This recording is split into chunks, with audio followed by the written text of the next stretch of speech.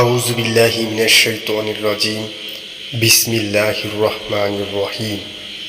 সূরা আশ-শূরা, আয়াত সংখ্যা 227, পারা 19, সূরা সংখ্যা 26। আজকের পর্ব আয়াত সংখ্যা 101 থেকে 227 পর্যন্ত। পরিণামে আমাদের কোনো সুপারিশকারী নেই, কোনো হৃদয় বন্ধু নেই। হায়, যদি আমাদের একবার প্রত্যাবর্তনের সুযোগ ঘটত তাহলে আমরা মুমিনদের অন্তর্ভুক্ত হতাম। এটি অবশ্যই নিদর্শন রয়েছে, কিন্তু তাদের অধিকাংশ মুমিন নয়। তোমার প্রতিপালক তিনি তো পরাক্রমশালী, পরম দয়ালু। নূহ আলাইহিস সালামের সম্প্রদায় রাসূলদের প্রতি মিথ্যারোপ করেছিল। যখন তাদের বার্তা নূহ তাদেরকে বললেন, তোমরা কি সাবধান হবে না? আমি নিশ্চয়ই তোমাদের জন্য এক বিশ্বস্ত রাসূল। অতএব আল্লাহকে ভয় করো ও আমার অনুগত্য করো। আমি তোমাদের নিকট এর জন্য কোনো প্রতিদান চাই না। আমার পুরস্কার তো জগৎ সমূহের প্রতিপালকের নিকট আছে। সুতরাং তোমরা আল্লাহকে ভয় করো এবং আমার অনুগত্য করো। তারা বলল, আমরা কি তোমার প্রতি বিশ্বাস স্থাপন করব, অথচ নিচু শ্রেণীর লোকে এরা তোমার অনুসরণ করছে? নূহ বলছেন, তারা কি করতো তা আমার জানা নেই। তাদের হিসাব গ্রহণ আমার প্রতিপালকেরই কাজ। যদি তোমরা বুঝতে, মুমিনদেরকে তাড়িয়ে দেওয়া আমার কোনো কাজ নয়। মুমিনদেরকে তাড়িয়ে দেওয়া আমার কাজ নয়, আমি শুধু একজন স্পষ্ট সতর্ককারী। তারা বলল, হে নূহ, তুমি যদি বিরত না হও তবে তুমি অবশ্যই পশ্চাৎ প্রাপ্তদের অন্তর্ভুক্ত হবে। নূহ বললেন, হে আমার প্রতিপালক, আমার সম্প্রদায় আমাকে অস্বীকার করছে। সুতরাং আমার ও তাদের মধ্যে স্পষ্ট মীমাংসা করে দিন এবং আমাকে ও আমার সাথে যেসব মুমিন আছে তাদেরকে রক্ষা করুন। অতঃপর আমি তাহাকে ও তার সঙ্গে যারা মোজাই নৌজানে ছিল তাদেরকে রক্ষা করলাম। অতঃপর অবশিষ্ট সবাইকে নিমজ্জিত করলাম। এতে অবশ্যই রয়েছে নিদর্শন, কিন্তু তাদের অধিকাংশই বিশ্বাসী নয়। এবং তোমার প্রতিপালক তিনি, যিনি পরাক্রমশালী, পরম দয়ালু। আদ সম্প্রদায় রাসূলকে অস্বীকার করেছিল। যখন তাদের বার্তা হুদ তাদেরকে বললেন, তোমরা কি সাবধান হবে না? আমি তোমাদের জন্য এক বিশ্বস্ত রাসূল। অতএব তোমরা আল্লাহকে ভয় করো এবং আমার অনুগত্য করো। আমি তোমাদের নিকট এর জন্য কোনো প্রতিদান চাই না। আমার পুরস্কার জগৎ সমূহের প্রতিপালকের নিকট রয়েছে। তোমরা কি প্রতিটি উচ্চ স্থানে স্মৃতিস্তম্ভ নির্মাণ করছো নিরর্থক, আর তোমরা প্রাসাদ নির্মাণ করছো এই মনে করে যে তোমরা চিরস্থায়ী হবে। এবং যখন তোমরা অন্য কারো উপর আঘাত হানো তখন আঘাত হেনে থাকো কঠোরভাবে। তোমরা আল্লাহকে ভয় করো, আমার অনুগত্য করো। ভয় করো তাকে যিনি তোমাদের দিয়েছেন সেই সমুদয় বস্তুসমূহ যা তোমরা জানো। তোমাদেরকে দিয়েছেন চতুষ্পদ জন্তু ও সন্তান সন্ততি এবং উদ্যান ও ঝর্ণা দ্বারা।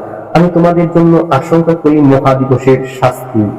তারা বলল, তুমি উপদেশ দাও অথবা নাই দাও, উভয় আমাদের জন্য সমান। এই তো ইতিপূর্বেই স্বভাব, এটা তো পূর্ববর্তীদেরই স্বভাব। আমরা শাস্তি প্রাপ্তদের অন্তর্ভুক্ত নই। অতঃপর তারা তাকে প্রত্যাখ্যান করলো এবং আমি তাদেরকে ধ্বংস করলাম। এটি অবশ্যই আছে নিদর্শন, কিন্তু তাদের অধিকাংশই মুমিন নয়। এবং তোমার প্রতিপালক তিনি পরাক্রমশালী, পরম দয়ালু। সামুদ সম্প্রদায় রাসূলকে অস্বীকার করেছিল। যখন তাদের বার্তা সালেহ তাদেরকে বললেন, তোমরা কি আল্লাহকে ভয় করবে না? আমি তো তোমাদের জন্য এক বিশ্বস্ত রাসূল। অতএব তোমরা আল্লাহকে ভয় করো এবং আমার অনুগত্য করো। আমি তোমাদের নিকট কোনো প্রতিদান চাই না। আমার পুরস্কার জগৎ সমূহের প্রতিপালকের নিকটই আছে।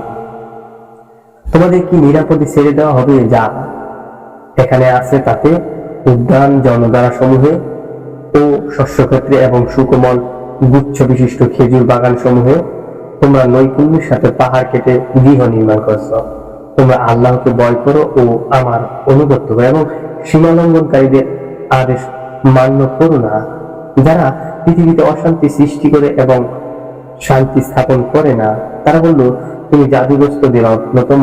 তুমি তো আমাদের মতো একজন মানুষ, কাজে তুমি যদি সত্যবাদী হও তবে একটি নিদর্শন উপস্থিত করো। সালে বললেন, এই যে উষ্টি, এর জন্য আছে পানি পানের পালা এবং তোমাদের জন্য আছে পানি পানের পালা নির্ধারিত একদিনে, এবং তোমরা ওর কোনো অনিষ্ট সাধন করো না, করলে মহাদিবসের শাস্তি তোমাদের উপর আপতিত হবে। কিন্তু তারা ওকে হত্যা করলো, পরিণামে তারা অনুতপ্ত হলো। অতঃপর শাস্তি তাদেরকে গ্রাস করলো। এতে অবশ্যই নিদর্শন রয়েছে, কিন্তু তাদের অধিকাংশই মুমিন ছিল না। তোমার প্রতিপালক তিনি তো পরাক্রমশালী, পরম দয়ালু। লূতের কওম রাসূলকে অস্বীকার করেছিল। যখন তাদের বাতা লূত তাদেরকে বললেন, তোমরা কি আল্লাহকে ভয় করবে না? আমি তো তোমাদের জন্য এক বিশ্বস্ত রাসূল, সুতরাং তোমরা আল্লাহকে ভয় করো এবং আমার অনুগত্য করো। আমি এর জন্য তোমাদের নিকট কোনো প্রতিদান চাই না। আমার পুরস্কার তো জগৎ সমূহের প্রতিপালকের নিকটই রয়েছে। জৈবিক চাহিদার জন্য তোমরা কি দুনিয়ার পুরুষগুলোর কাছেই যাও? জৈবিক চাহিদার জন্য তোমরা কি দুনিয়ার পুরুষগুলোর কাছেই যাও, আর তোমাদের প্রতিপালক তোমাদের জন্য যে স্ত্রীর লোক সৃষ্টি করেছেন তাদেরকে তোমরা বর্জন করছো? বরং তোমরা সীমা লঙ্ঘনকারী সম্প্রদায়। তারা বলল, হে লূত, তুমি যদি বিরত না হও তবে অবশ্যই তুমি নির্বাসিত হবে। লূত বললেন, আমি তোমাদের এই কর্মকে ঘৃণা করি। হে আমার প্রতিপালক, আমাকে ও আমার পরিবার বর্গকে তারা যা করে তা হতে রক্ষা করো।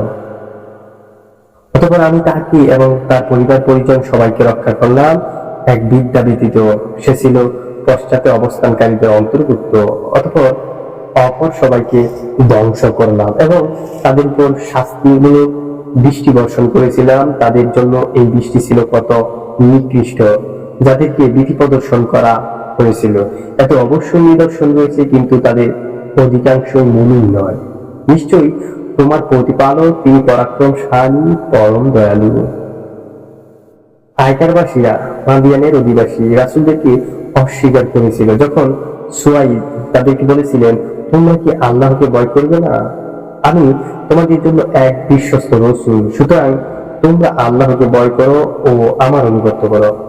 আমি তোমাদের নিকট এর জন্য কোনো প্রতিদান চাই না। আমার পুরস্কার জগৎ সমূহের প্রতিপালকের নিকটই আছে। তোমরা মাপে পূর্ণ মাত্রায় দেবে, যারা মাপে ঘাটতি করে তাদের অন্তর্ভুক্ত হই না, এবং তোমরা ওজন করবে সঠিক দাঁড়িপাল্লায়। লোকদেরকে তাদের প্রাপ্ত বস্তু কম দিবে না এবং পৃথিবীতে বিপর্যয় ঘটাবে না। এবং তোমরা ভয় করো তাকে, যিনি তোমাদেরকে এবং তোমাদের পূর্বে যারা গত হয়েছে তাদেরকে সৃষ্টি করেছেন। তারা বলল, তুমি তো জাতিগ্রস্তদের অন্তর্ভুক্ত, তুমি আমাদেরই মতো একজন মানুষ। আমরা মনে করি তুমি মিথ্যাবাদীদের অন্তর্ভুক্ত। তুমি যদি সত্যবাদী হও তবে আকাশের এক খণ্ড আমাদের উপর ফেলে দাও। তিনি বললেন, আমার প্রতিপালক ভালো জানেন যা তোমরা করো। অতঃপর তারা তাকে প্রত্যাখ্যান করলো। পরে তাদেরকে মেঘাচ্ছন্ন দিবসের শাস্তি গ্রাস করলো। এটা তো ছিল এক ভীষণ দিবসের শাস্তি।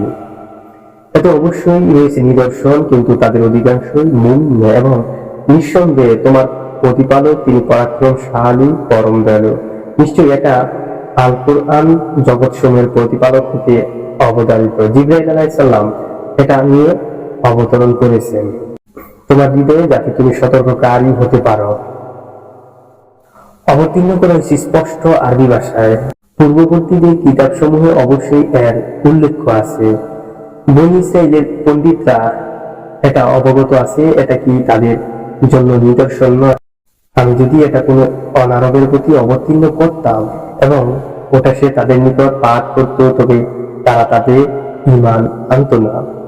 এভাবে আমি অপরাধীদের অন্তরে তা সঞ্চার করেছি। তারা এটি ঈমান আনবে না যতক্ষণ না তারা পীড়াদায়ক শাস্তি প্রত্যক্ষ করে। ফলে এটা তাদের নিকট এসে পড়বে আকস্মিকভাবে, তারা কিছুই বুঝতে পারবে না। তখন তারা বলবে, আমাদেরকে কি অবকাশ দেয়া হবে? তারা কি তবে আমার শাস্তির ব্যাপারে তাড়াহুড়া করছে? তুমি কিছু ভেবে দেখেছ? যদি আমি তাদেরকে দীর্ঘকাল ভোগ বিলাস করতে দিই এবং পরে তাদেরকে যে বিষয়ে সতর্ক করা হয়েছিল তা তাদের নিকট এসে পড়ে, তখন তাদের ভোগ বিলাসের উপকরণ তাদের কোনো কাজে আসবে না। আমি এমন কোনো জনপদ ধ্বংস করিনি যার কোনো সতর্ককারী ছিল না। এটা উপদেশ স্বরূপ, আর আমি কখনো অত্যাচারী নই। শয়তানরা এ কুরআন নিয়ে অবতীর্ণ হয়নি, তারা এ কাজের যোগ্য নয় এবং তারা এর সামর্থ্য রাখে না। তাদেরকে তো শ্রবণের সুযোগ হতে দূরে রাখা হয়েছে। অতএব তুমি অন্য কোনো মাবুদকে আল্লাহর সাথে ডেকো না, ডাকলে তুমি শাস্তিপ্রাপ্তদের অন্তর্ভুক্ত হবে। তোমার নিকটাত্মীয় বর্গকে সতর্ক করে দাও এবং যারা তোমার অনুসরণ করে সেই সব মুমিনদের প্রতি নম্র ব্যবহার করো। তারা যদি তোমার অবাধ্যতা করে তবে তুমি বলো, তোমরা যা করো তার জন্য আমি দায়ী নয়। তুমি নির্ভয় করো পরাক্রমশালী পরম দয়ালু আল্লাহর উপর, যিনি তোমাকে দেখেন যখন তুমি দণ্ডায়মান হও নামাজের জন্য এবং দেখেন সিজদাকারীদের সাথে তোমার উঠা বসা। তিনি তো সর্বশ্রোতা সর্বজ্ঞ। তোমাকে কি জানাবো কার নিকট শয়তানরা অবতীর্ণ হয়? তারা তো অবতীর্ণ হয় প্রত্যেকটি ঘোর মিথ্যাবাদী ও পাপীর নিকট। তারা কান পেতে থাকে এবং তাদের অধিকাংশই মিথ্যাবাদী এবং কবিদের অনুসরণ করে তারা যারা বিভ্রান্ত। তুমি কি দেখো না তারা বিভ্রান্ত হয়ে কল্পনার জগতে প্রত্যেক উপত্যকায় ঘুরে বেড়ায় এবং তারা বলে যা তারা করে না। কিন্তু তারা ব্যতীত যারা ঈমান আনে ও সৎকর্ম করে এবং আল্লাহকে বারবার স্মরণ করে ও অত্যাচারী হবার পর প্রতিশোধ গ্রহণ করে, অত্যাচারীরা শীঘ্রই জানবে তাদের গন্তব্যস্থল কোথায়।